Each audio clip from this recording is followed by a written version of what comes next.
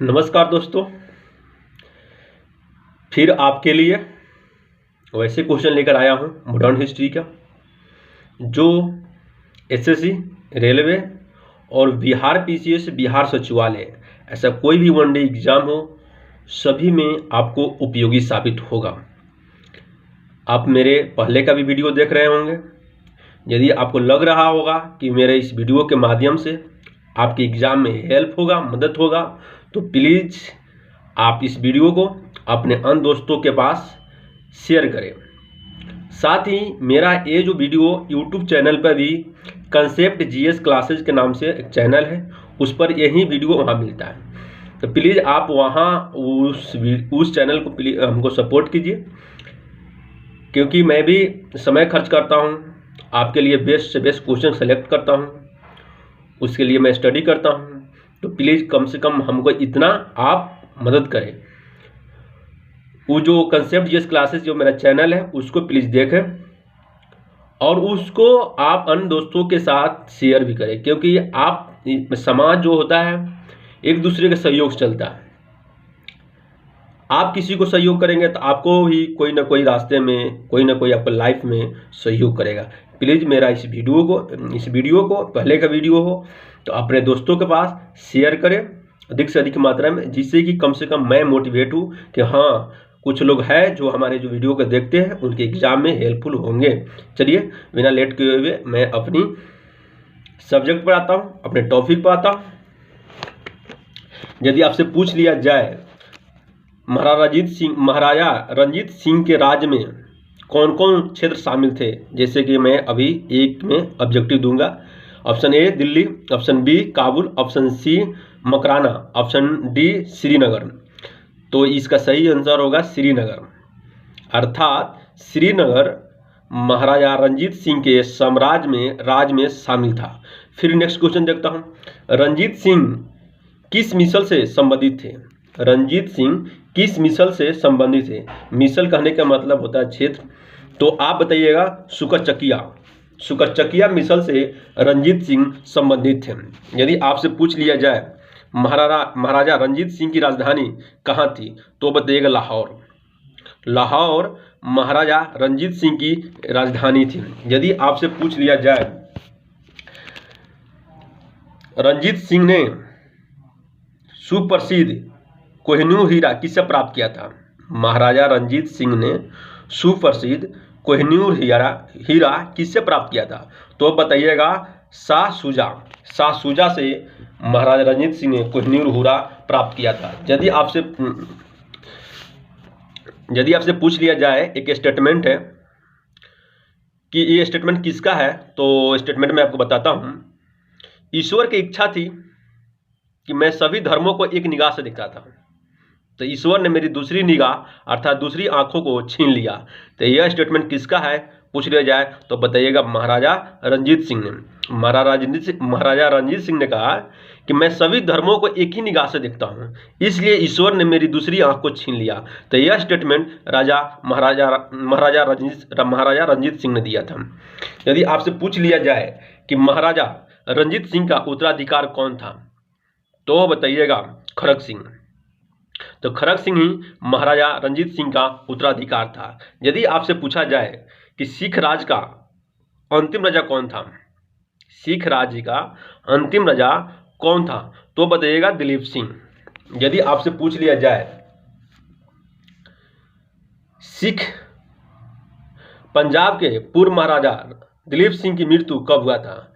पंजाब में जो अंतिम शासक दिलीप सिंह थे, उसकी मृत्यु अर्थात निधन कब हुआ था? तो 23 अक्टूबर 1893 को, और कहाँ? तो पेरिस में। अर्थात 23 अक्टूबर 1893 को पेरिस में दिलीप सिंह की निधन हुई थी, जो पंजाब का अंतिम राजा था। यदि आपसे पूछ लिया जाए कि प्रथम आंग्ल मैसूर युद्ध में कौन विजय हुआ, प्रथम आंग्ल मैसूर युद्ध में कौन विजय हुआ, तो प्रथम आंग्ल मैसूर युद्ध हुआ कब था, ये जान लेते हैं हम लोग। तो 1766 से 1769। तो और इसमें विजय कौन हुआ था? तो हैदर अली। अर्थात प्रथम आंग्ल मैसूर युद्ध किसके बीच में होता? तो अंग्रेज और मैसूर के बीच में हुआ था, अर्थात ब्रिटिश और हैदर अली के बीच में युद्ध हुआ था। और इसमें विजय कौन हुआ था? तो इसमें हैदर अली विजय हुए थे। हैदर अली ने अंग्रेजों को पराजित किया था। तो यदि आपसे पूछ लिया जाए कि कौन से ब्रिटिश जनरल थे जिन्होंने हैदर अली को पोर्टो नोवा के युद्ध में पराजित किया था, वो कौन सा ब्रिटिश जनरल था जो हैदर अली को पोर्टनोवा के युद्ध में पराजित किया था? तो बताइएगा सर आयरकुट जो गवर्नर था उस समय का, जिन्होंने हैदर अली को पोर्टनोवा के युद्ध में पराजित किया था। यदि आपसे पूछ लिया जाए कि टीपू सुल्तान की राजधानी कहाँ थी, तो बताइएगा कहाँ? श्रीरंगपट्टम। टीपू सुल्तान की राजधानी पूछ लिया जाए तो बताइएगा श्रीरंगपट्टम। यदि आपसे पूछ लिया जाए कि वह कौन से भारतीय शासक थे जो विदेशों में आधुनिक ढंग से अपने दूतावास को स्थापित किया, कौन भारतीय शासक थे जिन्होंने विदेशों में अपनी एम्बेसी को आधुनिक ढंग से स्थापित किया, दूतावास को? तो बताइएगा टीपू सुल्तान ही थे जो विदेशों में आधुनिक ढंग से अपने दूतावास को स्थापित किए। यदि पूछ लिया जाए टीपू सुल्तान ने ब्रिटिश सेना को 1780 में कहाँ पराजित किया था? टीपू सुल्तान ने 1780 में ब्रिटिश सेना को कहाँ पराजित किया था? तो यह बताइएगा पोलीलूर में टीपू सुल्तान ने ब्रिटिश सेना को 1780 में पराजित किया था। यदि आपसे पूछ लिया जाए अंग्रेजों ने श्रीरंगपट्टम की संधि किसके साथ किया? अंग्रेजों ने श्रीरंगपट्टम की संधि किसके साथ किया? तो टीपू सुल्तान के साथ। कब? 1792 में। तो यदि आपसे पूछ लिया जाए टीपू सुल्तान अंग्रेजों के साथ युद्ध करते हुए कब मारे गए? टीपू सुल्तान अंग्रेजों के साथ युद्ध में कब मारे गए? तो बताइएगा 1799 में अंग्रेजों ने टीपू सुल्तान को युद्ध में पराजित कर दिया, अर्थात वहीं पर उनको वही युद्ध करते करते उसी में मृत्यु उनकी हो गई। यदि आपसे पूछ लिया जाए कि प्रथम आंग्ल मैसूर युद्ध कब हुआ था? तो 1766 से 1769। उस समय का गवर्नर कौन था? तो गवर्नर बताइएगा आप विरले लस्ट जो गवर्नर था उस समय का ब्रिटिश का। तो इसमें विजय हुआ था किसकी? तो हैदर अली की विजय हुआ था। और प्रथम आंग्ल मैसूर कब हुआ? तो 1766 से 1769। फिर हम लोग देख लेते हैं यहीं पर कि द्वितीय आंग्ल मैसूर युद्ध कब हुआ था। द्वितीय आंग्ल मैसूर युद्ध 1780 से 1784 के बीच में हुआ था। कब हुआ था द्वितीय आंग्ल मैसूर युद्ध? तो 1780 से 1784 के बीच में। और यह युद्ध समाप्त होता है 1784 में मंगलोर के संधि के माध्यम से। यदि पूछ लिया जाए कि द्वितीय आंग्ल मैसूर युद्ध किस संधि के माध्यम समाप्त हुआ, तो मैंगलोर की संधि और 1784 में हुआ था। यदि आपसे पूछ लिया जाए कि तृतीय आंग्ल मैसूर युद्ध कब हुआ था, तो बताइएगा 1790 से 1792। अर्थात 1790 और 1792 के बीच में तृतीय आंग्ल मैसूर युद्ध हुआ, जिस समय उस समय का जो गवर्नर था वो कौन? लॉर्ड कॉर्नवालिस था। कौन था? Lord Cornwallis. और यह जो युद्ध श्रीरंगपट्टम के संधि के माध्यम समाप्त हुआ।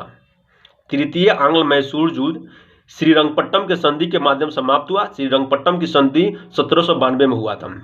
तो फिर चतुर्थ आंग्ल मैसूर युद्ध कब हुआ था? तो ये चतुर्थ आंग्ल मैसूर युद्ध 1799 में हुआ था। इसी युद्ध में टीपू सुल्तान ने अंग्रेजों के साथ युद्ध करते करते मारे गए थे, अर्थात टीपू सुल्तान की मृत्यु कब हुआ था? 1799 में। यदि आपसे पूछ लिया जाए बेगम समरू ने एक प्रसिद्ध चर्च का निर्माण किया था, कहाँ पर? तो सरधाना में। बेगम समरू नाम के महिला है जिन्होंने एक अति प्रसिद्ध चर्च का निर्माण किया था। तो कहाँ किया था? सरधाना में। यदि आपसे पूछ लिया जाए कि बक्सर युद्ध के समय गवर्नर कौन था ब्रिटिश का, तो बताइएगा हेक्टर मुनरो।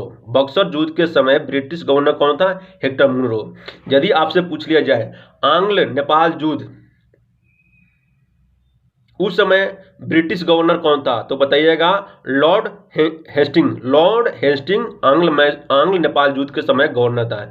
यदि आपसे पूछ लिया जाए कि चतुर्थ आंग्ल मैसूर युद्ध जब 1799 में हुआ तो उस समय का ब्रिटिश गवर्नर कौन था? तो बताइएगा लॉर्ड वेलेस्ली। यदि तृतीय आंग्ल मैसूर युद्ध के समय क्या पूछ लिया जाए गवर्नर कौन होगा? तो लॉर्ड कॉर्नवालिस। तो मेरे दोस्त आज के वीडियो में इतना ही, इस वीडियो में इतना ही। फिर नेक्स्ट वीडियो में देखते हैं। प्लीज़ मुझे सपोर्ट करें। ठीक है।